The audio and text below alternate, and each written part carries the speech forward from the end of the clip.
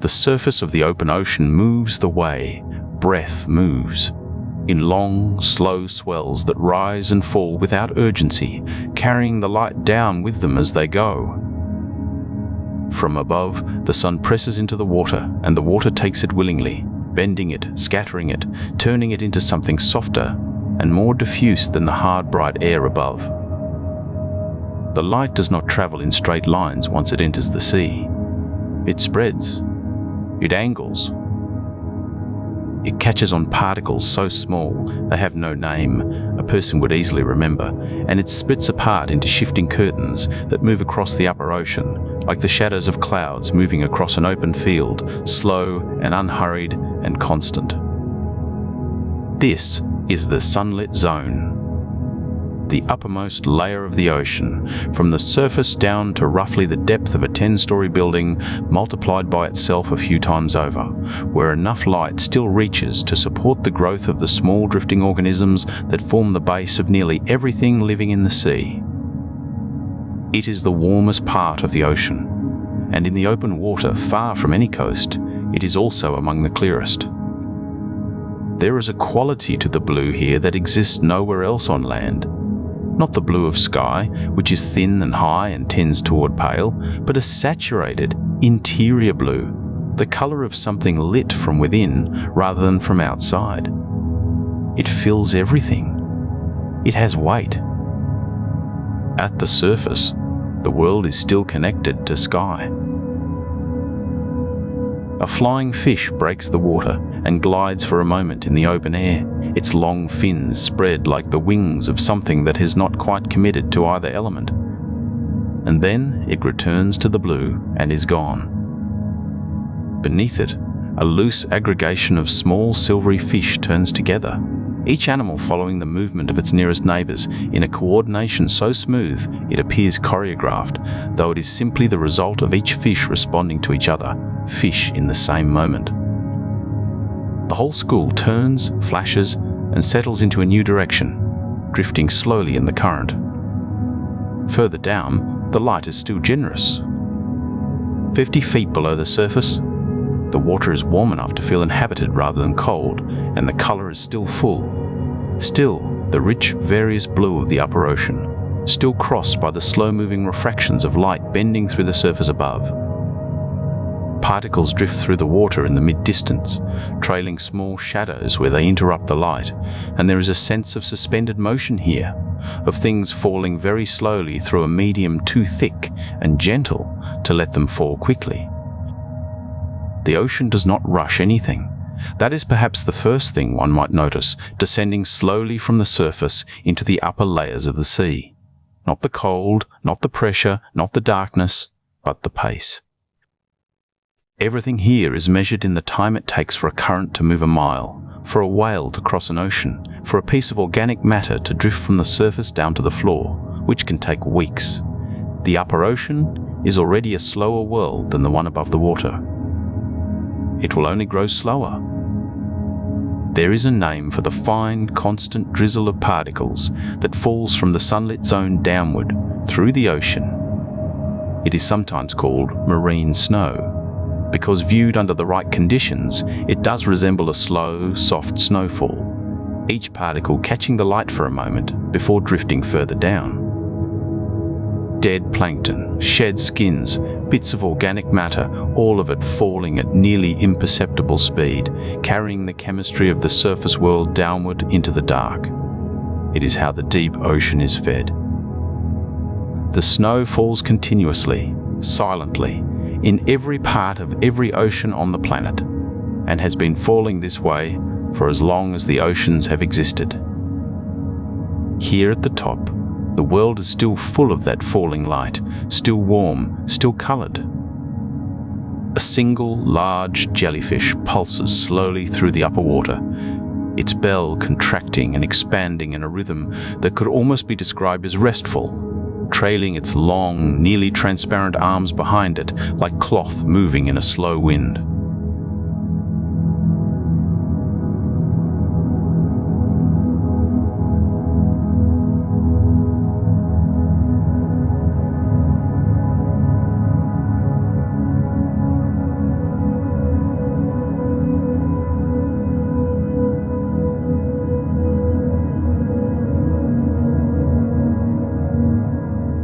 is not searching for anything with any urgency.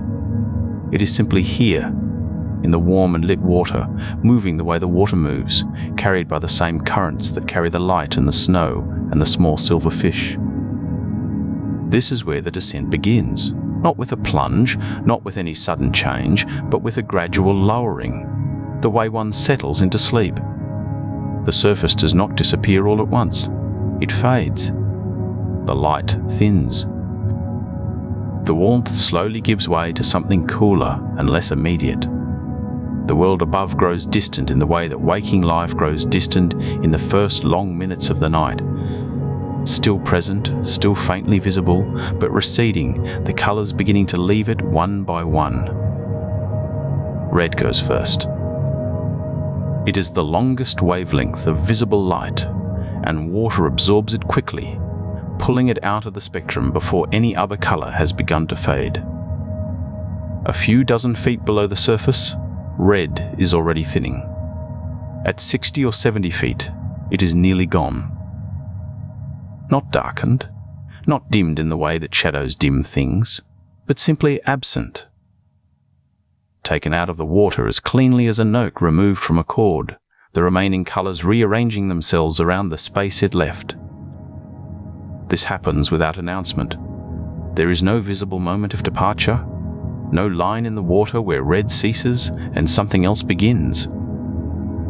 It is the kind of change that only becomes apparent in retrospect, the way one realizes at some point during an evening that the last of the daylight has gone, though the exact moment of its going was never witnessed. A coral, if one were drifting past it in these depths, would not look orange or pink, or the particular warm red it wears in sunlit shallows. It would look brown, perhaps, or a muted grey. Its colour would not have changed. Only the light that reveals it would have gone missing, taken up into the water overhead like something absorbed into a dream. Orange follows not long after. The descent is slow, and the changes with it are slow, but orange too begins to soften and retreat somewhere in the first 100 feet. The water is still bright here, still recognizably illuminated, still full of a light that feels open and present. But it is a different kind of brightness than the surface. Cooler already, leaning toward the blue end of things, the world beginning its long shift into a single hue that will deepen and narrow and finally disappear altogether, many hundreds of feet below. Yellow goes next, more gradually. The transition is gentle enough that it barely registers as a transition at all. The water simply becomes more purely itself, more entirely blue, as each warm colour thins and withdraws. Green persists a little longer because green and blue are close enough in wavelength that the water does not separate them in quite the same hurry. For a while, at depths of 200 or 300 feet, there is still a kind of cool green in the water, a faint botanical quality to the light, something that recalls the underside of leaves rather than the open sky. And then that too softens, the green drawn away into the same absorption that took the red and the orange and the yellow, and what remains is blue alone. It is a particular shade of blue that does not have a comfortable name in everyday language. Not the blue of a clear afternoon sky, which has warmth in it, a certain confidence. Not the blue of shallow tropical water, which is bright and almost playful. This is a blue that is entirely serious, entirely cool, a blue that is being made by the removal of everything else. It is the colour of depth itself, of the water's own nature, undiluted by anything the surface added to it. And even this blue is not permanent. As the descent continues, the blue deepens. Not toward darkness exactly, not yet. There are still hundreds of feet before darkness, still a long way to go before the last of the surface light gives out entirely. But the blue becomes a deeper blue, a more saturated and serious blue, the kind of blue that carries the memory of brightness without brightness itself. It is the colour of the hour just after sunset, when the sky holds its last blue before the first stars, when the world seems to pause between one kind of light and another. In this deepening blue, shapes lose their edges, not because they disappear. Fish are still visible here, still moving through the water in their ordinary ways, their silver sides catching what light remains. But because contrast diminishes as the light becomes more uniform. On the surface, sunlight comes from a direction, casts shadows, divides the world into lit sides and dark sides. Here, the light has scattered so thoroughly through so many feet of water that it comes from everywhere and nowhere, a diffuse and directionless glow that flattens dimension gently, the way fog flattens a landscape into soft planes without angles. There is something in this that the body recognizes without needing to understand it.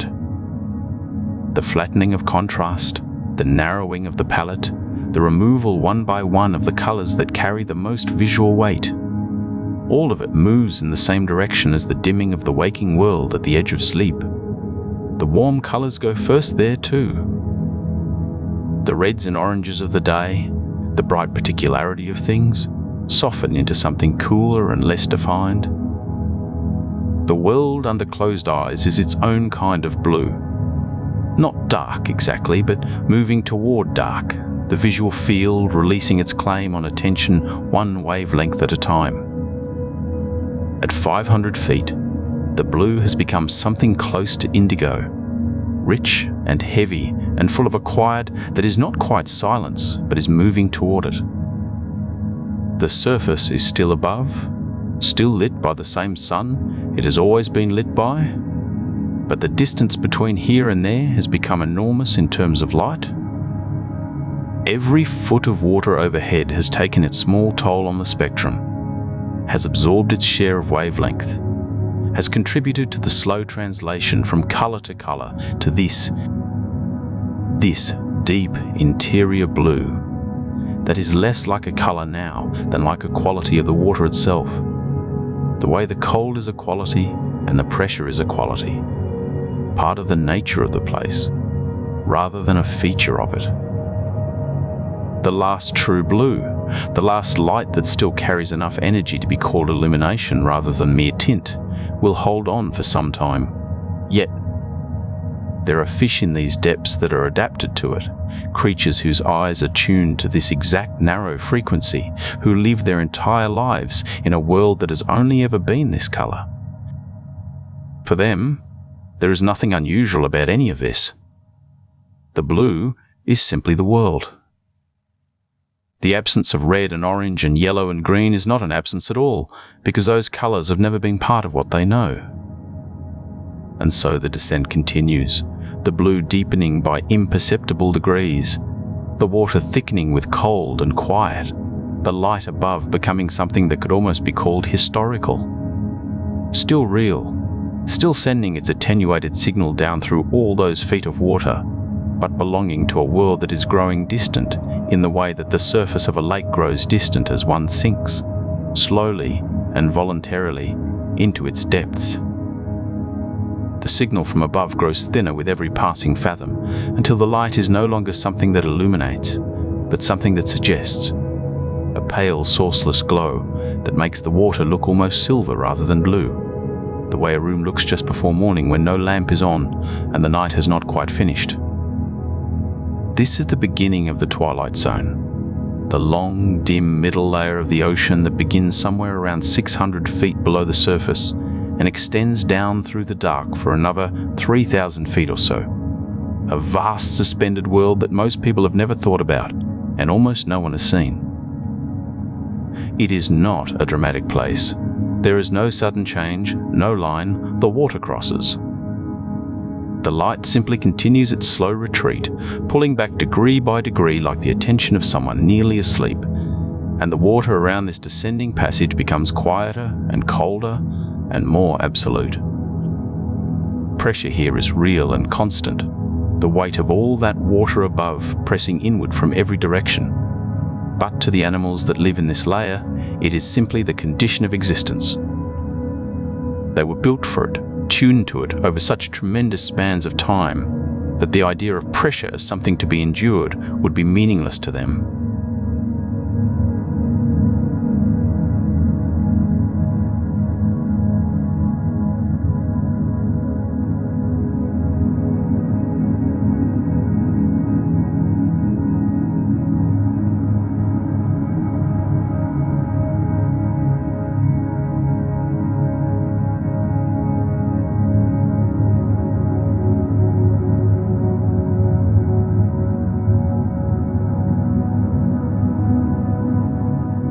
reason there are so many of them. The most numerous vertebrate on the planet does not live in a forest or a grassland or a warm, shallow reef.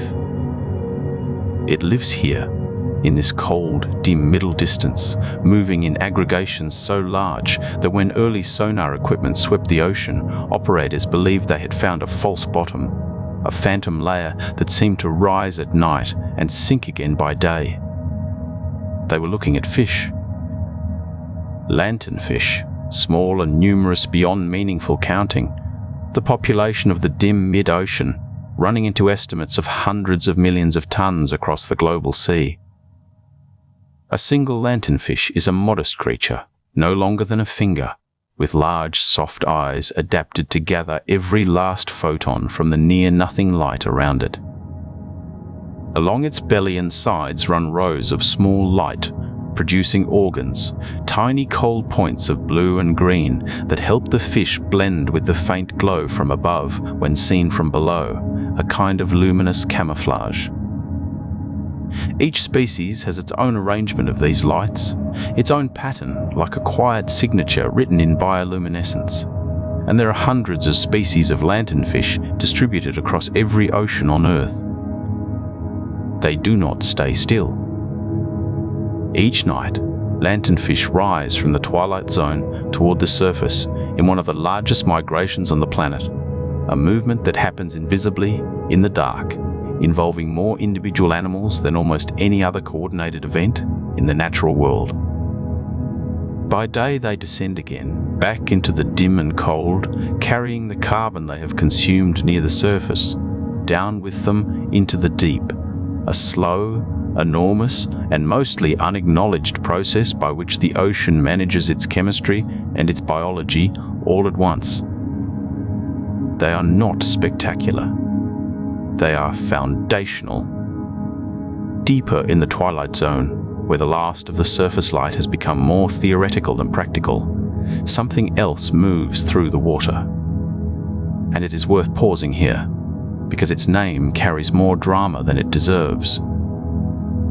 The vampire squid is not a squid. It is not a vampire. It is a small animal, no longer than a human forearm, that belongs to its own separate lineage and has no close living relatives among either the squids or the octopuses, though it shares features with both. It has been drifting through the world's deep oceans for a very long time. And in that time, it has arrived at a way of living that is almost entirely peaceful. It moves by gentle jet propulsion, or by slowly rowing with two small fins near its mantle. Fins that look, in photographs, like ears or like wings or like whatever soft and rounded thing seems most fitting at the time. Its body is deep reddish-brown in most lights, sometimes nearly black, and its arms are connected by a thin webbing that it can pull up around itself like a cloak when it wants to reduce its profile in the water. This is the feature that gave it its common name, that spreading web suggesting a cape, and the large blue eyes in its small pale face suggesting something nocturnal and dramatic. But the drama is entirely in the imagination of the observer. The animal itself is unhurried and uninterested in anything theatrical. What it eats is also quiet, marine snow. This is the name given to the slow and constant rain of organic particles that drifts down from the water above. Fragments of dead organisms, shed skin, fecal matter, the endless fine debris of the living ocean above, settling through the twilight zone in a constant gentle fall. The vampire squid has two long retractile filaments that extend far beyond the rest of its arms, and it trails these through the water to collect whatever drifts past. It does not chase prey. It does not hunt. It moves through the dark like something practicing a very slow form of patience, collecting the drift of the world above it. Its bioluminescence is real and remarkable. The tips of its arms can produce light, as can patches across its body, and when disturbed it can release a cloud of glowing mucus into the water that lingers after it has slipped away. a luminous distraction that hangs in the dim ocean long after the animal is gone. But in normal travel, in the everyday passage of a vampire squid through its cold, pressured, almost lightless world, it simply moves. It trails its filaments. It processes whatever the water brings it. It has been doing this. Its lineage has been doing this since before the continents were arranged the way they are now, which is a fact that does not need to be dramatized to be extraordinary. Around it, the Twilight Zone continues its business in the near dark. Lanternfish drift and collect and carry out their upward migrations and return. Other small animals pulse through the water, some of them too translucent to see properly even when directly observed, their bodies letting the dim blue light pass through them as though they are made of it. Jellyfish move with no urgency at all, their bells opening and closing in a rhythm that has no particular destination. Small crustaceans drift at the edges of visibility. All of this is happening right now in every ocean on Earth, in a layer of water that covers the majority of the planet's surface and that most people will never think about between one day and the next.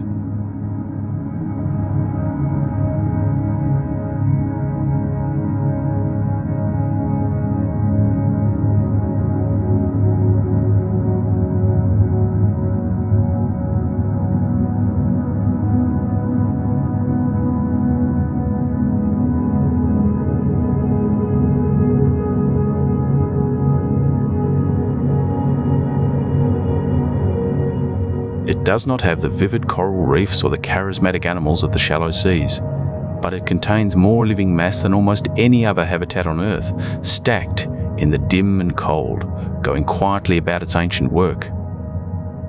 The light from above is now barely a memory. It arrives in small, scattered fragments, insufficient to navigate by, insufficient to read by, insufficient to do much of anything except remind the water that somewhere above a sun exists. In another few hundred feet, even that reminder will be gone entirely, and the ocean will become something else. A place where light itself is a biological product, generated by living things and belonging to no one, appearing and disappearing in the dark like small private thoughts moving through a sleeping mind. And then, at some particular depth that has no marker and no ceremony attached to it, the last of it goes. There is no dramatic moment. The water does not change color when it happens. The cold does not shift. There is simply a point at which the faint, diffuse blueness that has been filtering down from the surface for hundreds of feet finally runs out, absorbed, scattered, bent sideways by the sheer weight of water above. And what remains is nothing that could be called light at all. Not darkness that the eyes might adjust to, not the kind of dimness that resolves into shapes after a few patient minutes, something more complete than that. A darkness that has been here since the ocean was formed, interrupted only occasionally and only briefly by the passage of something that makes its own glow. This is where the ocean becomes a different world entirely. It is not a hostile world, though the words used to describe it often carry that implication. The pressure here, at depths of around 1,000 meters and beyond, would be felt as something immense and total by anything that arrived suddenly from the surface. But most things here did not arrive suddenly. They were born here, or they descended gradually over millions of years of evolutionary time, their bodies shaped by this place as a hand is shaped by the work it has always done. The fish at these depths have no swim bladders full of gas to be crushed by the weight of water. The soft-bodied animals here are largely water themselves, and water does not compress under pressure the way air does. They move through their world with no awareness that there is anything unusual about it, because for them, there is not. What is unusual to a mind accustomed to surfaces and sunlight is the light. It comes in points, small, brief, scattered through the water with no apparent pattern. The way stars appear in a sky where clouds are moving, visible for a moment, then covered, then visible again, somewhere else. A flash near the bottom of the frame, then nothing for a long while, then a slow pulse somewhere to the left that holds for a few seconds and fades. Blue, mostly. Greenish. Occasionally, something closer to white. The water between these points is absolute and total and still. Almost everything that produces light in this zone does so through the same underlying chemistry. A reaction between two substances found in living cells, one of which releases energy as light rather than heat when it oxidizes. The details of the reaction vary from creature to creature, but the result is always the same quiet glow, always cold, always brief. A body of water as vast as the deep ocean should, by this logic, be largely dark between those scattered points. And it is. But the points themselves are more numerous than the darkness suggests they would be. Count the flashes for long enough, and a pattern emerges, not of rarity, but of abundance. There is a great deal of life down here. It simply does not announce itself all at once. Some of the light is used for communication. Signals between members of the same species, patterns that identify one body to another in a place where seeing is otherwise impossible. Some of it is used defensively, startling or confusing. A predator by lighting up suddenly.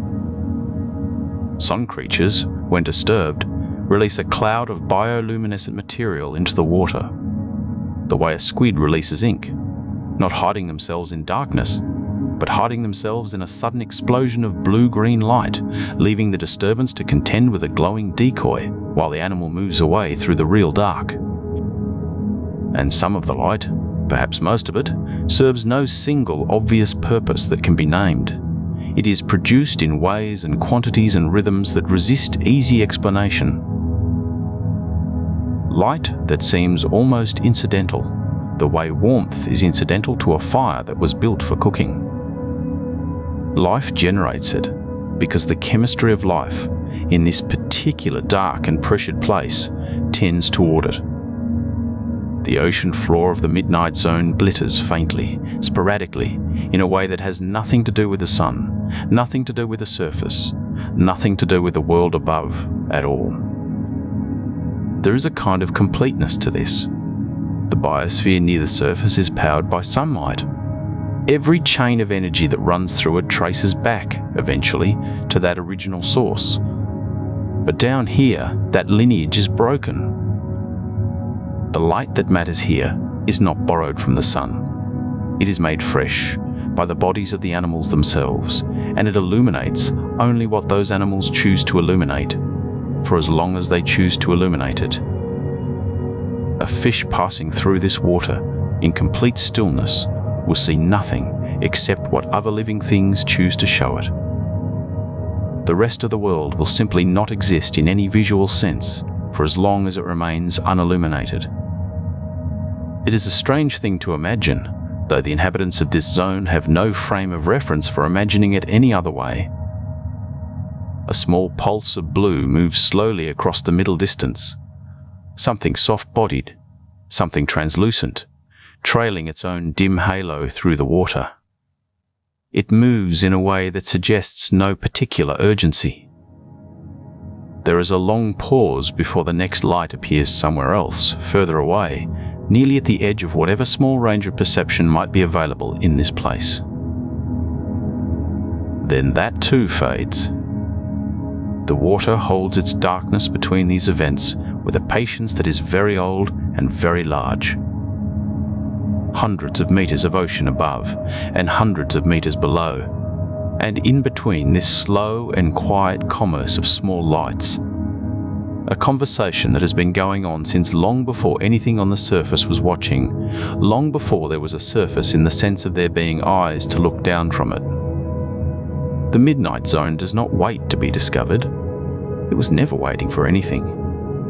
It has simply been here, doing what it does, in the dark and the cold and the immense and unhurried pressure, making its small lights and letting them go. And somewhere in that dark, a single point of light is not moving. It hangs at the end of a thin filament, a small luminous bulb that bobs very slightly with the current, catching nothing, touching nothing, simply present in the water the way a lamp left on in an empty room is present. Without intention, without urgency, without any quality that could be called waiting, exactly.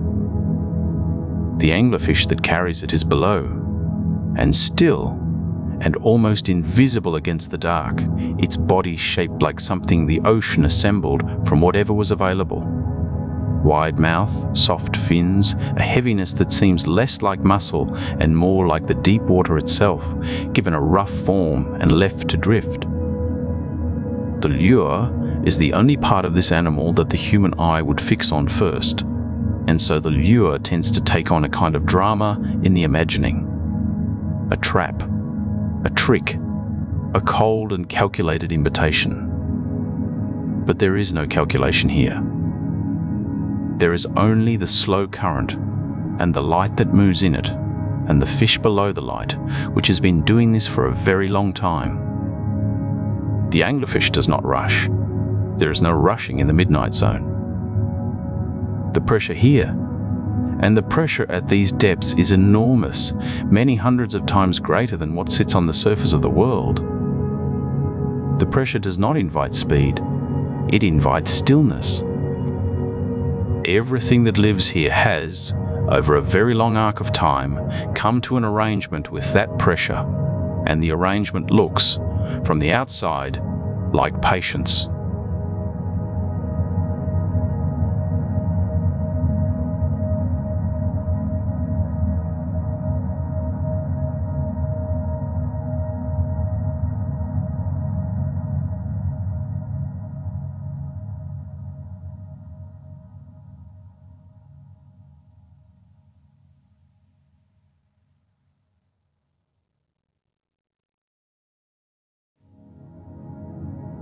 It is simply in the dark, with its light, which is the only light for a great distance in every direction. And the darkness around it is not threatening and not lonely. It is simply the state of things at this depth, as ordinary to the anglerfish as open air is to a sparrow. The lure drifts. The water moves in its slow and directionless way. Time passes, as it does everywhere, though down here there is no light to mark it and no tide of warmth and coolness to suggest that somewhere above, a sun has moved across a sky. Time is a different texture here. It is not divided. It is simply continuous.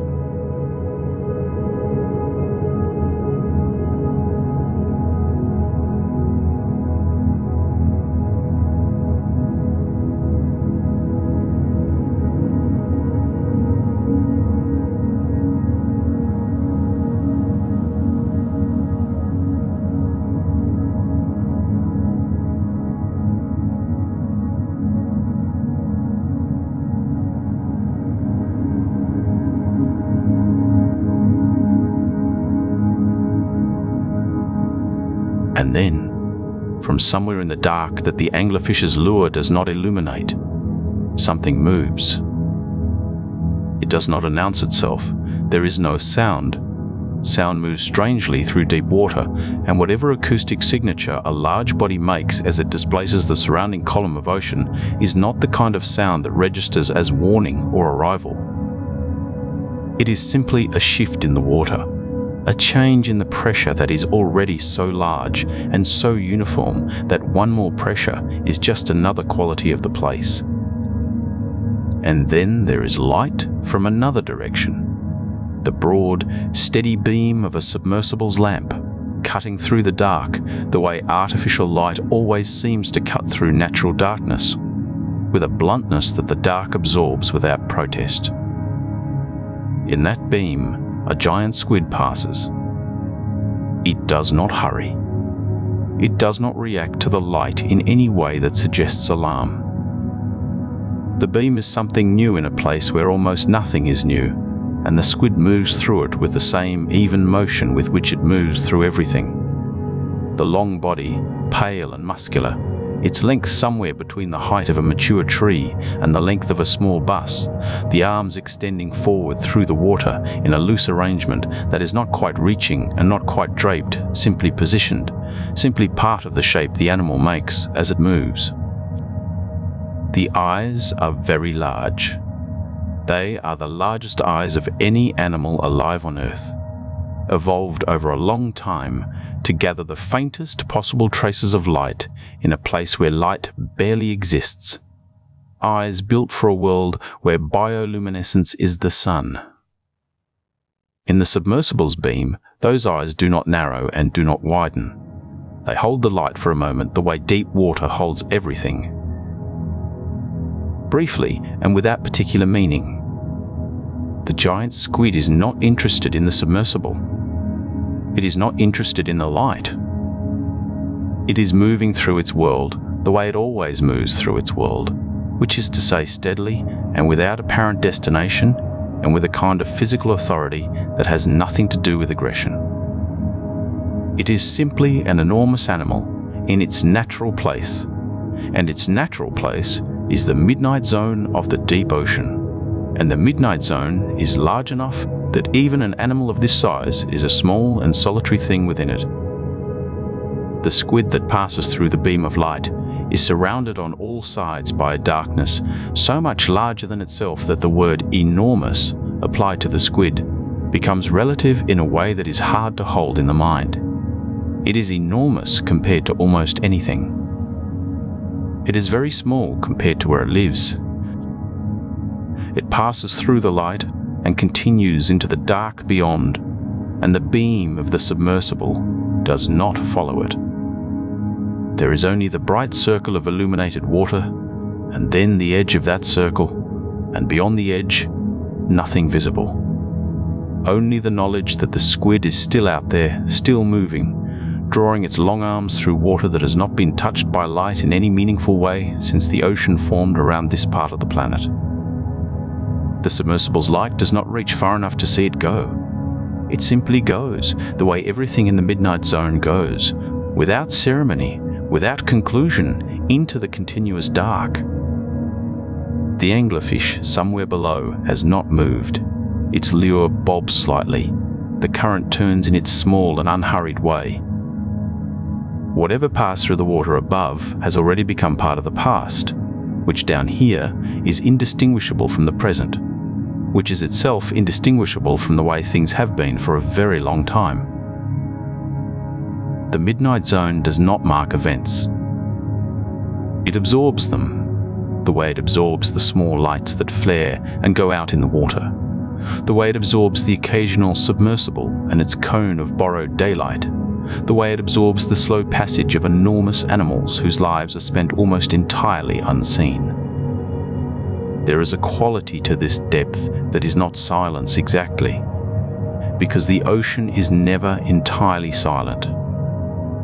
There is always the soft movement of water. On water, the faint structural creaking of living things, the long, low resonance of pressure finding its equilibrium. But it is close to silence. It is the version of silence that the deep ocean has, which is its own thing, particular to this place, belonging to no other place on Earth. The anglerfish drifts in it. The giant squid moves through it somewhere in the dark. And the darkness holds them both in the same even, impersonal, unhurried way. It holds everything here, without preference, without drama, as it has been doing since long before the first instrument was ever lowered into the water on a line, and as it will continue to do long after the last one is brought back up. Below the midnight zone, the floor arrives. It does not arrive dramatically. There is no sudden change, no boundary marked by anything visible. The water simply becomes the kind of water that is adjacent to the earth itself. And then, slowly, out of the silt-settled dark, a surface appears, flat and soft and nearly featureless, stretching in every direction further than any light has ever reached from above. This is the abyssal plain. The word abyssal comes from the same root as abyss, meaning without bottom, which is almost ironic, because here is the bottom, or one version of it.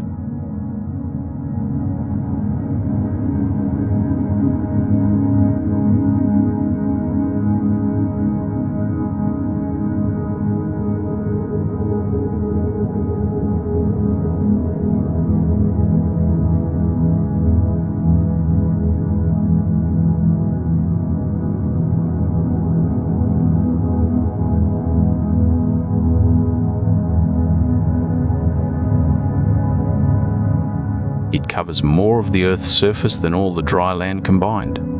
It is, by simple measure of area, the dominant landscape of the planet, and most of it has never been seen. The silt that covers it is extraordinarily fine.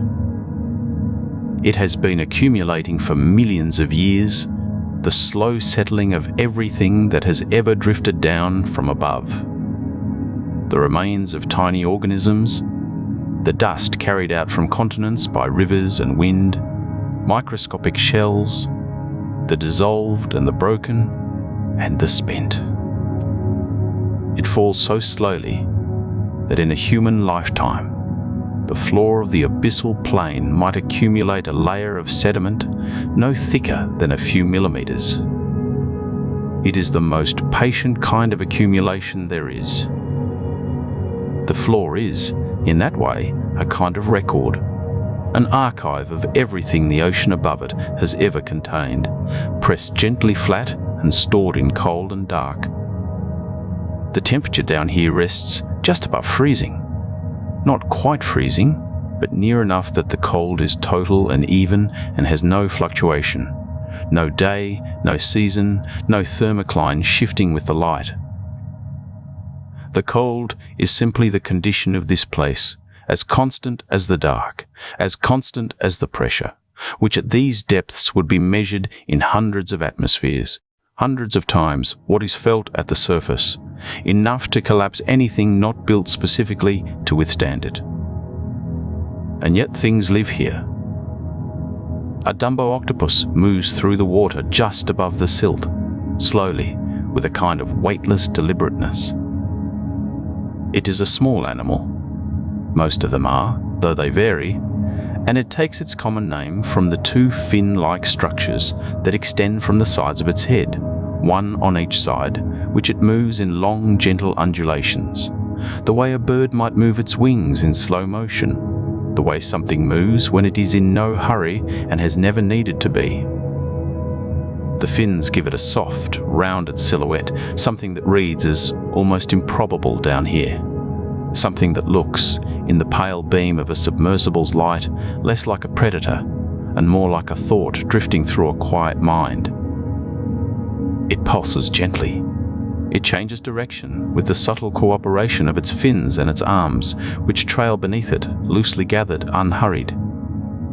It does not appear to be startled by the light or by much of anything. It lives its entire life in this depth, never rising to where pressure shifts and temperature changes, never knowing the surface layer where fish school in the light and seabirds dive from above. The abyssal plain is the entirety of its world, and it moves through that world with the manner of something that has never had cause to rush.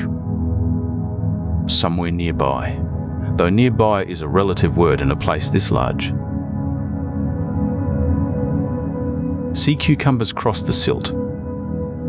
They move so slowly that motion is almost the wrong word for what they do. They are cylindrical, soft-bodied animals, more closely related to sea urchins and starfish than to anything that swims, and they travel across the sediment in a kind of sustained, patient crawl, taking in mouthfuls of silt as they go, extracting what little nutrition it contains and passing the rest through. They are, in a functional sense, the caretakers of the floor, processing the sediment, cycling nutrients through their slow bodies, contributing to a system of exchange that has been operating quietly at the bottom of the ocean for hundreds of millions of years. There are many of them. In some parts of the abyssal plain, sea cucumbers make up the majority of the animal life, moving in numbers that would seem almost crowded if the scale of the plain itself were not so vast as to absorb any number of them into apparent emptiness. Seen from above, from some imagined vantage that does not exist, they would look like nothing. Scattered specks on a flat immensity, separated by distances that make the word scattered nearly meaningless. The plain continues, and continues. The silt continues. The cold continues. A submersible moving at walking pace across the floor of the abyssal plain would travel for days before reaching a feature worth naming, a seamount rising from the sediment, a field of nodules formed over millions of years around a grain of shell or bone, a place where heat seeps up from below and strange communities of animals cluster around it in the dark. These features exist, but they are exceptions. The rule is flatness. The rule is soft sediment and cold water, and a darkness so complete that the only light in any direction is the light that living things make themselves. And even bioluminescence, that scattered, patient glow that characterizes the zones above, is quieter here. There are flashes, occasional and small. There are animals that carry their own light deep in their tissues, using it for reasons that are only partly understood. To find one another, perhaps, or to confuse something that approaches too closely, or for reasons that have no clear analogue in the sunlit world at all. But the light is sparse, the signaling is slow. The abyssal plain does not hum with it the way the midnight zone does above. It is closer to genuine darkness than any of the zones above. A darkness that is not the absence of light so much as the settled presence of dark. Something that has been here long enough to feel like the natural state, the default, the condition from which everything else is a departure. The Dumbo octopus drifts on, somewhere in the water above the silt, its fins moving in their slow, even rhythm. The sea cucumbers continue their crossing of the floor. The sediment continues its imperceptibly slow accumulation. And the plain extends in all directions. North, south, east, west, for distances that have no relationship to the scale of anything living. Distances that belong to geology rather than biology, to deep time rather than any single life. It is, of all the places described in this long descent, the one that most clearly belongs to the earth rather than to the creatures upon it. The animals here are residents of something vast and indifferent, going about their quiet lives in the margins of a landscape that dwarfs them, absolutely. And there is something in that proportion, in the smallness of the living and the enormity of the dark floor around it, that feels less like desolation and more like a kind of rest. Everything here is small. Everything is slow. Everything is held in the same cold, even, ancient dark. The floor slopes, almost imperceptibly, toward a place that goes deeper still. The slope continues downward, gently, the way the land at the edge of a valley might tilt toward its lowest point without ever announcing the change. The silt grows finer. The cold, which has been constant and complete for miles of depth already, settles into something even more absolute, not sharper, not more dramatic, simply more certain. The way a room that has been still for a long time becomes somehow more still when the last small sound in it disappears. The water moves here in currents so slow that they would take days to carry a drifting thing from one place to another. The pressure, which at these depths would be difficult to hold in mind without it becoming abstract, presses inward from every direction with the weight of miles of ocean stacked above, and yet nothing here appears crushed or strained. It is simply the condition of the place. It has always been the condition of the place. The Mariana Trench in the Western Pacific holds the deepest point on the surface of the Earth. A long, crescent-shaped valley in the ocean floor, deeper below the waves than the highest mountains on land, are tall above them, as if the planet had pressed a thumb into its own crust and held it there for long enough that it simply became geography. And at the bottom of this place, there is a fish. It is small and pale and moves without haste through the dark.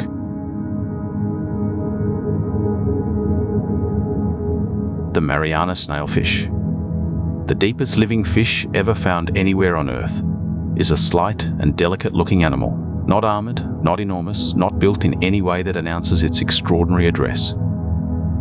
Its body is soft and a little translucent, its movements unhurried, its life proceeding in the cold and the dark at the bottom of the world, as if that was simply and entirely normal, which of course, for the snailfish it is. It has never known any other world. It does not experience the depth as depth, the pressure as pressure, the darkness as darkness, in the way a visitor might, the way even the submersibles that have occasionally passed through this place necessarily do. The snailfish lives here the way a creature lives anywhere it has always lived, without awareness of the strangeness, without anything that functions like a sense of isolation. It is simply here, doing what it does in the place it belongs. There is something in that smallness that takes time to settle into. The trench is enormous, longer than many mountain ranges, wide enough and deep enough to swallow landscapes whole, and through it moves this single pale fish, occupying a vanishingly small portion of the space around it, lit by nothing, surrounded by cold, dark water in every direction for distances that reach all the way up through layers of ocean that have already taken this whole long narration to descend. The anglerfish is somewhere far above. The giant squid is somewhere far above. The Dumbo octopus, drifting through the abyssal plain with its slow, ear-like fins, is somewhere far above. The lanternfish with their tiny lights, the vampire squid trailing its luminous threads, the surface with its color and its sum. All of it is above, and most of it is very far above, and none of it reaches here. What reaches here is stillness, a stillness that is not emptiness, exactly, but something more like completion. The trench holds its shape in the dark the way all things hold their shape, without effort, without maintenance, simply by virtue of having been what they are for long enough that the being of it has become structural. The walls of the trench rise on either side, though in the absolute dark, no walls are visible, no edges, no sense of enclosure in any visual sense. There is only the floor, and the fish, and the cold, and the water pressing in from above with its enormous gentle weight. The snailfish moves along the silt without stirring it much. Its passage leaves almost nothing behind. The water around it closes back into place, seamless and immediate, the way water always does, and after the fish has moved through a place, there is no record of its having been there, no trace, no mark. This too is part of what it is to live at the bottom of the world, to move through it and leave it exactly as it was. Above the trench, the abyssal plain spreads out in every direction, enormous and flat and cold, holding its sea cucumbers and its occasional drifting visitors in the dark. Above that, the midnight zone carries its scattered lights, its patient anglerfish, its rare and enormous travelers. Above that, the twilight zone dims and deepens, and the lanternfish drift in their uncountable multitudes. Above that, the last of the color fades from the water, the blue going slowly grey, and the grey going slowly to nothing. And above all of it, the surface moves and glitters in the sun, connected to sky and wind and weather, to the whole bright, breathing world. All of that is true at the same time. It is all happening now. the sunlight filtering down through the upper water, the lanternfish with their soft lights, the snailfish moving slowly along the floor of the trench in the dark.